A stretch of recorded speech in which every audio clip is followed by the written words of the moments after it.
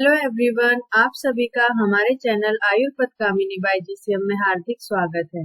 आज के इस वीडियो में हम आत्मा जो टॉपिक है पदार्थ विज्ञान का बीएमएस फर्स्ट ईयर का, उसके बारे में पढ़ेंगे। तो चलिए शुरू करते हैं। सबसे पहले है आत्मा का परिचय। आस्तिक दर्शनों की तरह आयुर्वेद ने भी आत्मा के अस्तित्व को स्वीकार किया है, यानी कि आस्तिक दर्शनों में जो आत्मा का कंसेप्ट है उसको माना गया है कि आत्मा होती है। उसी तरह से आयुर्वेद ने भी आत्मा का जो अस्तित्व है कि आत्मा होती है, ये जो है बात आयुर्वेद ने भी मानी है आस्तिक दर्शनों की तरह। चिकित्सा केवल चेतन शरीर की होती है, यानी कि जब तक शरीर में चेतना होगी तब तक ही उसकी चिकित्सा, उसको कोई व्याधि होगी तो उसकी चिकित्सा की जा सकती है। जब उसमें से चेतना जो है वो निकल जाती है, आत्मा जो है वो निकल जाती है, तो उसकी चिकित्सा करने का कोई फायदा नहीं होता है। तो यहाँ पे ये बताया गया है कि चिकित्सा जो है वो केवल चेतन शरीर की होती है, और जो चेतनता है वो आत्मा के कारण ही शरीर में होती है। तो आस्तिक दर्शनों की तरह आयुर्वेद ने भी आत्मा का जो अस्तित्व है उसको स्वीकार किया है। फिर उसके बाद है आत्मा के अस्तित्व को प्रमाणित करने के लिए युक्तियां यहाँ पर कुछ दी गई हैं कि किन कारणों के आधार पर हम ये मान सकते हैं कि जो आत्मा है वो होती है। तो नवजात शिशु पैदा होते ही रोता है और पश्चात कभी कभी हंसता भी है। तो जो छोटा बच्चा होता है, जिसका अभी अभी जन्म होता है या जन्म के कुछ काल तक, वो खुद ही रोने लग जाता है, कभी कभी हंसने लग जाता है, वो सोता सोता भी कभी कभी हंसता रहता है। तो जब उसको देखा जाता है कि वो कभी खुद से ही हंसने लग जाता है, तो उससे ये अनुमान लगाया जाता है कि वो कुछ अनुभव करता होगा, कुछ उसे याद आता होगा, कुछ उसका पूर्व का अनुभव होगा जिसकी प्रतीति अब उसे हो रही है, कुछ उसे याद आ रहा है जिसको सोच के वो हंसता है या फिर जिसको सोच के वो कभी रोने लगता है। तो उस जो कंसेप्ट है उससे हमें ये प्रतीति होती है कि जो आत्मा है वो होती है, क्योंकि जो शरीर है वो नष्ट हो जाता है। जब किसी भी मनुष्य की डेथ होती है तो उसका जो शरीर है वो नष्ट हो जाता है, और जब पुनः उसका जब पुनर्जन्म होता है तो वो जो आत्मा है वो एक नवीन शरीर को धारण करती है। और हम ये सब जानते हैं कि जो आत्मा है वो ज्ञान अधिकरण होती है। आत्मा को ज्ञान होता है सुख दुख का, जो उसको भोक्ता कहते हैं। तो आत्मा को जब ज्ञान होता है, वो जो ज्ञान उसका पूर्व जन्म का है, वही जब आत्मा जब किसी अन्य शरीर में प्रवेश करती है तो उसको, छोटे बच्चे को कुछ प्रतीति होती होगी अपने पूर्व अनुभव की, तो जिसके कारण वो कभी हंसता है और कभी रोने लग जाता है। तो इस आधार पे हम ये कह सकते हैं कि आत्मा जो है वो होती है। फिर है गुण सदा अपने आधार के साथ रहता है। तो एक आधेय होता है, एक आधार होता है, यानी कि जिसके ऊपर कोई रहता है उसे आधेय कहते हैं, और आधार जिस पर जो आधेय है वो रहता है उसे आधार कहते हैं। तो गुण सदा अपने आधार के साथ रहता है, यानी कि गुण अपने आधार में आश्रित रहता है। चैतन्य नामक गुण का आधार शरीर, इंद्रिय या मन नहीं हो सकते। तो जो चेतना नामक गुण कहा गया है उसका आधार, अगर हम सोचे कि उसका आधार क्या होगा, तो उसका आधार यहाँ पे बताया गया है कि ना तो हम शरीर को मान सकते, ना इंद्रियों को, ना मन को, क्योंकि ये जब शरीर नष्ट होगा तो इंद्रियां भी उसके साथ ही नष्ट हो जाती हैं। और जब चेतना जब तक शरीर में होती है तब तक ही उसे जीवित कहा जा सकता है। अतः आत्मा नामक आधार का स्वीकार करना पड़ता है, यानी कि जो चेतनता गुण है उसका आधार हम ना शरीर को मान सकते, ना इंद्रियों को मान सकते, तो फिर उसका आधार क्या होगा। तो उसके लिए जो आधार है वो आत्मा को मानना पड़ता है, उसको स्वीकार करना पड़ता है कि जो चेतना है वो आत्मा के कारण ही होती है शरीर में। जब आत्मा चली जाती है तो शरीर से चेतनता चली जाती है और वो निर्जीव हो जाता है। चैतन्य रूपी गुण आत्मा रूपी आधार में रहता है। तो ये कहा गया है कि जो चेतना रूपी जो गुण है वो आत्मा रूपी आधार में ही रहता है। तो जो चेतना शरीर में होती है वो किसी न किसी आधार पे तो होती होगी, तो वो किस आधार पे होती है, वो आत्मा के आधार पर होती है। तो इन जो दो युक्तियां दी गई हैं यहाँ पे, इसके आधार पर हम ये स्वीकार कर सकते हैं कि जो आत्मा है उसका अस्तित्व होता है। फिर है आत्मा शब्द की व्युत्पत्ति। अर्थ सातत्य गमने, यानी कि निरंतर, सतत, लगातार जो गमन करता है उसे क्या कहते हैं, आत्मा कहते हैं। अतिथि सकलम व्याप्नोति इति आत्मा, सकल यानी कि संपूर्ण को जो व्याप्नोति व्याप्त कर लेता है उसे आत्मा कहा जाता है। फिर है आत्मा शब्द के पर्याय। तो आत्मा शब्द के बहुत सारे पर्याय दिए गए हैं, जैसे कि जीव, चेतना, धातु, देही, शरीरी। यानी कि जो शरीर में निवास करता है, देह में निवास करता है। दृष्टा, जो देखता है क्रियाओं को। क्षेत्रज्ञ, यानी कि जैसे स्थूल शरीर में जब वो रहता है तो किसी क्षेत्र में, सीमा में बंधा होता है, जो जीव आत्मा होती है, तो उसे अक्षेत्र कहा जाता है। पुरुष भी कहा जाता है। ज्ञ यानी कि ज्ञानी कहा जाता है। सर्वज्ञ यानी कि जिसे सब कुछ पता है। निर्विकार यानी कि वो विकारों से रहित होता है। निर्गुण, वशी, कर्ता, करने वाला, सच्चिदानंद स्वरूप, ईश्वर, रसियता, श्रोता, घ्राता, साक्षी। तो ये सब आत्मा के पर्याय बताए गए हैं। फिर है आत्मा के लक्षण। तो आत्मा के लक्षण तर्क संग्रह के अनुसार बताए गए हैं। ज्ञान अधिकरणम आत्मा, यानी कि ज्ञान का जो अधिकरण है उसे आत्मा कहते हैं। ज्ञान का जो आश्रय है उसे आत्मा कहते हैं। जिसको ज्ञान होता है उसे आत्मा कहते हैं। ज्ञान का अधिकरण कालादि भी हो सकते हैं। अतः आत्मा का लक्षण समवाय संबंधेन ज्ञान अधिकरण आत्मा, ऐसा करना चाहिए। तो ये जो श्लोक है ज्ञान अधिकरण आत्मा, तो इसमें कहा गया है कि केवल इतना ही कहने से ये जो वाक्य है वो पूर्ण नहीं होता है। इसके साथ समवाय संबंधित जो वर्ड है वो जरूर लगाना चाहिए, क्योंकि ज्ञान का अधिकरण काल आदि और भी हो सकते हैं, लेकिन समवाय संबंध से वो ज्ञान का अधिकरण नहीं होते हैं। समवाय संबंध यानी कि जो निरंतर बना रहता है, ऐसा संबंध, ऐसे संबंध से जो ज्ञान का अधिकरण होता है वो केवल आत्मा होता है। तो इस वाक्य को पूर्ण करने के लिए समवाय संबंधित जो वर्ड है इसके साथ जरूर जोड़ना चाहिए। फिर है वैशेषिक दर्शन के अनुसार आत्मा के लक्षण बताए गए हैं। प्राण अपान, निमेष उन्मेष, जीवन, मनोगति, इंद्रियांतरम विकारः, सुख दुख, इच्छा द्वेष, प्रयत्नश्च आत्मनो लिंगानि। तो आत्मा के आत्मनो लिंगानि, लिंग यानी कि लक्षण। तो आत्मा के लक्षण बताए गए हैं। प्राण अपान, निमेष उन्मेष, जीवन, मनोगति, इंद्रियांतर विकार, सुख दुख, इच्छा द्वेष, प्रयत्न, ये सभी क्या है, आत्मा के लक्षण बताए गए हैं। प्राण अपान जैसे कि सांस लेना, सांस छोड़ना। निमेष उन्मेष, पलकों को ऊपर उठाना या पलकों को बंद करना। जीवन जो है मन की गति जिसके कारण होती है। इंद्रियांतर संचार, जिसके कारण जो मन है वो एक इंद्रिय से लेकर दूसरी इंद्रिय में संचार करता है। जैसे कि अभी जो ये वीडियो चल रही है आप उसको देख रहे हैं, उसको साथ ही साथ मेरी आवाज सुन रहे हैं। तो जो मन है वो एक बार में केवल एक इंद्रिय के साथ संयोग करता है। तो एक बार में आप देख रहे हैं, फिर जो मन है वो दूसरे इंद्रियांतर यानी कि दूसरी इंद्रिय के साथ संयोग कर लेता है, फिर आप सुन रहे होते हैं। तो इंद्रियांतर जो संचार है, विकार है, जो सुख है, दुख है, इच्छा है, जो अभिलाषा है हमारी, द्वेष है, जो क्रोधोद्वेष, प्रज्वलनात्मक द्वेष, यानी कि क्रोध जो है उसे द्वेष कहते हैं, या फिर जो जलनात्मक जो संवेदना हमारे शरीर में होती है उसे द्वेष कहते हैं। द्वेषो अप्रीति लक्षण, यानी कि अप्रीति जिसे जो होती है उसे द्वेष कहा जाता है। और प्रियतन, ये सभी आत्मा के लक्षण बताए गए हैं। फिर न्याय दर्शन के अनुसार आत्मा के लक्षण है इच्छा द्वेष प्रयत्न सुख दुख ज्ञानानि आत्मलिंगम। तो इच्छा द्वेष प्रयत्न सुख दुख और ज्ञान, ये सभी क्या है, आत्मा के लक्षण न्याय दर्शन के अनुसार बताए गए हैं। फिर है चरक संहिता के अनुसार प्राण अपानो निमेष आद्या जीवनम मनसो गति इंद्रियांतर संचार है प्रेरणम धारणम चयत देशांतर गति स्वप्ने पंचतव ग्रहणम तथा दृष्टस्य दक्षिणे नक्षणा सवेन अवगमस्तथा। इच्छा द्वेष सुखम दुखम प्रयत्न चेतना धृति बुद्धि स्मृति अहंकारो लिंगानि परमात्मन यस्मात् समुपलभ्यन्ते लिंगानि एतानि जीवतः न मृतस्य आत्मलिंगानि तस्मात् आहुर महर्षय।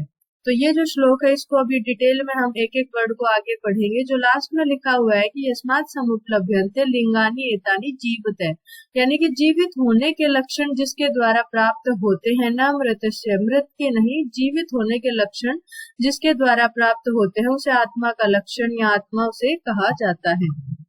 तो प्राण अपान अभी मैंने बताया था, श्वास लेना और श्वास छोड़ना। निमेष आद्य यानी कि निमेष और उन्मेष, आंखों की पलकों को बंद करना और खोलना। जीवन, आयुष्य को नियत रूप से उसकी मर्यादा में बांधे रखना। जीवन यानी कि जीवन जब तक ही होता है जब तक आत्मा का शरीर के साथ संयोग होता है। मनसो गति, मन की गति, एक स्थान से दूसरे स्थान पर जो गति मन की होती है उसकी जो प्रेरणा है वो आत्मा के द्वारा ही होती है। फिर है इंद्रियांतर संचार, मन एक इंद्रिय से दूसरे इंद्रिय में गति करता है। अभी मैंने एग्जांपल दिया था कि आप वीडियो को देख भी रही हैं साथ साथ सुन भी रहे हैं, तो मन एक बार एक इंद्रिय के साथ संयोग करेगा फिर दूसरी इंद्रिय के साथ करेगा। तो इंद्रियांतर जो संचार है प्रेरणा, इंद्रियां अपने अपने विषय को ग्रहण करती हैं, उन्हें इसकी प्रेरणा आत्मा से प्राप्त होती है कि जो चक्षु इंद्रिय है उसको रूप को देखना है, जो श्रोत्र इंद्रिय है उसको सुनना है, शब्द को ग्रहण करना है। तो ये जो प्रेरणा है वो आत्मा के द्वारा दी जाती है। फिर है धारण, आत्मा ग्रहण किए हुए विषयों का धारण करता है। एक बार जो ग्रहण किया जाता है विषय उसको धारण करता है। फिर है देशांतर गति स्वप्न, तो स्वप्न में एक देश से दूसरे देश में भी जो मन है वो गति कर लेता है, लेकिन मन की जो ये गति है उसका जो कारण है वो क्या है, आत्मा होती है। फिर है पंचतव ग्रहणम, तो मृत्यु का अर्थ ही पंचतव का ग्रहण करना, यानी कि पंचतव ग्रहणम, जैसे कि पंच महाभूतों से मिलकर शरीर बना है और जब मृत्यु होती है तो पंचतव में वो विलीन हो जाता है। फिर है दृष्टस्य दक्षिणेन अक्षिणा स्वेन अवगमस्तथा, तो यानी कि दृष्टस्य दक्षिणेन अक्षिणा, दक्षिण आंख से जब हम देखेंगे तो उसका जो वाम आंख है, वाम नेत्र है, उससे स्वयं ही ग्रहण हो जाना, यानी कि जब हम राइट आई से जो चीज देखेंगे तो लेफ्ट आई से भी खुद ब खुद उसका ज्ञान हो जाना कि ये विषय है। फिर इच्छा अभिलाषा, जो भी हमारी अप्राप्त की प्राप्ति की इच्छा होती है, जो हमें प्राप्त नहीं है उसकी प्राप्ति की जो इच्छा होती है, वो जो अभिलाषा, जो कामना होती है, डिजायर होती है, उसे इच्छा कहते हैं। द्वेष, क्रोधोद्वेष, प्रज्वलनात्मक द्वेष। फिर है सुख, तो सर्वेशाम अनुकूल वेदनीयम सुखम, यानी कि जो सभी हमारे अनुकूल, जो हमारे अनुसार जो अनुभूतियां होती हैं वो हमें सुख लगती हैं। दुख है प्रतिकूल वेदनीयम दुखम, यानी कि जो हमारे प्रतिकूल जितनी भी वेदनाएं यानी कि अनुभूतियां, प्रतीतियां होती हैं उसे दुख कहते हैं। फिर प्रयत्न, किसी कार्य को आरंभ करने की प्रवृत्ति जिससे होती है उसे प्रयत्न कहते हैं। चेतना, चेतना ज्ञान मात्र, तो ज्ञान मात्र को चेतना कहा जाता है। फिर है धृति, तो धारण करने की जो शक्ति होती है उसे धृति कहते हैं। अभी हमने देखा था कि एक विषय को ग्रहण करने के बाद उसको धारण करने का जो काम है वो आत्मा करती है। फिर है बुद्धि, उहापोह करने की शक्ति को बुद्धि कहते हैं। तर्क, विचार विमर्श करने की जो शक्ति है, क्या करने योग्य है, क्या करने योग्य नहीं है, ये सब बातें जिससे हमें पता चलती है उसे बुद्धि कहते हैं। अध्यवसायो बुद्धि, सर्व व्यवहार हेतु ज्ञानम बुद्धि। फिर है स्मृति, अनुभव जन्य ज्ञान को स्मृति कहते हैं, यानी कि पहले जो देखा है, सुना है, अनुभूत किया गया जो ज्ञान है उसे स्मृति कहते हैं। फिर है अहंकार, तो अहम को अहंकार कहते हैं, यानी कि जो घमंड है उसे अहंकार कहा जाता है। फिर है आत्मा के गुण, तो प्रशस्त पाद के अनुसार आत्मा के 14 गुण बताए गए हैं, जो इस प्रकार है। बुद्धि, द्वेष, पृथक्त्व, धर्म, सुख, प्रयत्न, संयोग, अधर्म, दुख, संख्या, विभाग, इच्छा, परिणाम और भावना। फिर है आत्मा का स्थान, हृदय चेतना अधिष्ठानम एकम, तो चेतना का जो अधिष्ठान है, आत्मा का जो अधिष्ठान है उसको शरीर में हृदय कहा गया है, यानी कि हृदय जो है वहां पे आत्मा का निवास होता है, वहां पे आत्मा स्थित होती है शरीर में।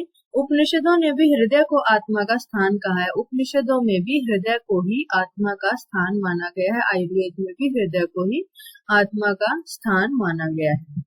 फिर है आत्मा के भेद, तो आत्मा एक है, विभु यानी कि सर्वव्यापी है, परंतु उपाधि भेद से इसके भेद किए गए हैं। तो तर्क संग्रह ने 2 भेद किए हैं आत्मा के। सत विविधो जीवात्मा परमात्मा च, तो वो 2 प्रकार की है, जीवात्मा और परमात्मा। तत्र ईश्वर सर्वज्ञ, सर्वज्ञ है वो सब कुछ जानने वाली है, परमात्मा एक एव।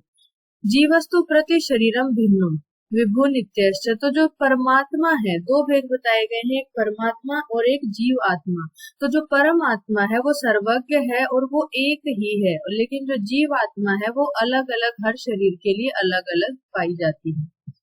फिर है आयुर्वेद के अनुसार आत्मा के कितने भेद माने गए हैं, तो आयुर्वेद में आत्मा के 3 भेद माने गए हैं। एक परमात्मा, दूसरी है अतिवाहिक पुरुष या सूक्ष्म शरीर युक्त आत्मा, और तीसरी है स्थूल चेतन शरीर में रहने वाला या फिर कर्म पुरुष। तो एक सूक्ष्म शरीर वाली जो आत्मा है और एक स्थूल शरीर वाली और एक परमात्मा, 3 भेद आयुर्वेद के अनुसार आत्मा के माने गए हैं। फिर सबसे पहले हम देखेंगे परमात्मा, तो परमात्मा के जो पर्याय हैं वो है परम पुरुष, असंयुक्त पुरुष, परम ब्रह्म। फिर वैशिष्ट क्या है, निर्विकार परस्त्व आत्मा सत्व भूत गुणेन्द्रिय चैतन्य कारणम नित्य दृष्टा पश्यति ही क्रिया, तो निर्विकार है यानी कि वो किसी भी प्रकार के विकार से रहित है, सुख दुख आदि जो विकार है उनसे रहित है। पर यानी कि वो श्रेष्ठ है, सत्व भूत गुणेन्द्रिय, सत्व यानी कि मन, भूत यानी कि महाभूत और उनके गुणों से वो युक्त है। चैतन्य कारणम, चेतना का वो कारण है। नित्य है यानी कि आदि और अंत से रहित है, ना उसकी उत्पत्ति विनाश नहीं है। नित्य है वो। दृष्टा यानी कि देखने वाला है। पश्यति ही क्रिया, और क्रियाओं को वो देखता है, इसीलिए उसे दृष्टा कहा गया है। फिर है अतिवाहिक पुरुष, जो सूक्ष्म शरीर युक्त आत्मा थी, तो उसके पर्याय है सूक्ष्म शरीर युक्त आत्मा, सूक्ष्म शरीर, लिंग शरीर या फिर शरीर। तो एक स्थूल शरीर के मृत हो जाने के पश्चात अन्य स्थूल शरीर में प्रविष्ट होने तक जीवात्मा एक अन्य शरीर को धारण किए रहता है, जिसे सूक्ष्म शरीर या लिंग शरीर कहते हैं। तो एक स्थूल शरीर युक्त आत्मा थी, एक सूक्ष्म शरीर युक्त आत्मा है। तो जो सूक्ष्म शरीर युक्त आत्मा है उसे कौन सी कहा गया है? जब जो स्थूल शरीर युक्त आत्मा, जैसे कि हम हैं, हमारे अंदर जो आत्मा है, तो वो स्थूल शरीर युक्त आत्मा है। तो जब उस शरीर की डेथ होती है, मृत्यु होती है, तो उसके पश्चात जो जीव आत्मा है वो जिस शरीर को धारण करती है कुछ काल के लिए, जब तक कि वो किसी नेक्स्ट शरीर में प्रवेश नहीं करती, तो उस दौरान वो जिस शरीर को धारण करती है उसे सूक्ष्म शरीर कहते हैं या फिर लिंग शरीर कहते हैं, और उसमें जो आत्मा रहती है उसे सूक्ष्म शरीर युक्त आत्मा कहते हैं। तो सूक्ष्म शरीर सभी योनियों में प्रवेश कर सकता है, वो पत्थर इत्यादि में भी प्रवेश कर सकती है, सभी योनियों में प्रवेश कर सकती है। इसे दिव्य दृष्टि से ही देखा जा सकता है, यानी कि इसे सामान्य नेत्रों से नहीं देखा जा सकता, इसे केवल दिव्य दृष्टि के आधार पर ही अनुभूत या फिर देखा जा सकता है। यह जीवात्मा के देहांतर गमन में सहायक है। एक देह से दूसरी देह में जो जीवात्मा उसके गमन में सहायक होती है, जो सूक्ष्म शरीर में वो कुछ काल तक रहती है। फिर है वैशिष्ट, पूर्व उत्पन्नम असक्तम नियतम महताति सूक्ष्म पर्यंतम संसरति निरुपभोगम भावैरधिवासितम लिंगम। तो सांख्य कारिका में ये जो लक्षण है वो अतिवाहिक सूक्ष्म शरीर युक्त जो आत्मा है उसके बताए गए हैं। पूर्व उत्पन्नम यानी कि पूर्व से ही जो उत्पन्न है, जब सृष्टि का प्रारंभ हुआ था, जब सृष्टि की उत्पत्ति हुई थी, तो उसमें प्रकृति के द्वारा प्रत्येक पुरुष के लिए पृथक पृथक यानी कि अलग अलग सूक्ष्म शरीर उत्पन्न किए गए थे, तो इसीलिए इसे पूर्व उत्पन्न कहा गया है। असक्तम यानी कि शिला में भी प्रवेश कर सकती है, पत्थर में, चट्टान में भी ये प्रवेश कर सकती है। अभी हमने पढ़ा था कि ये सभी योनियों में प्रवेश कर सकती है। नियतम यानी कि नियत होती है, तो उत्पत्ति से लेकर प्रलय काल तक ये बनी रहती है। जैसा कि अभी हमने पढ़ा है कि सृष्टि के प्रारंभ में ही सबके लिए एक सूक्ष्म शरीर बना दिया गया था, तो उसी तरह से ये कहा गया है कि ये उत्पत्ति से लेकर प्रलय तक रहती है। फिर है महत आदि सूक्ष्म पर्यंतम। तो महत आदि जो है, महत आदि अव्यक्त जो महान महत अहंकार, 5 ज्ञानेन्द्रिया, 5 कर्मेंद्रिया, मन और 5 सूक्ष्म तन मात्राएं, तो ये जो 18 तत्व हैं, इनसे जो है वो बनी है, इनसे युक्त है वो सूक्ष्म शरीर युक्त आत्मा। फिर है संसरति, एक स्थूल शरीर को त्याग कर नए स्थूल शरीर को धारण करता है। तो एक शरीर को त्याग के ये किसी दूसरे शरीर को धारण करती है, इसीलिए संसरति इसका लक्षण बताया गया है।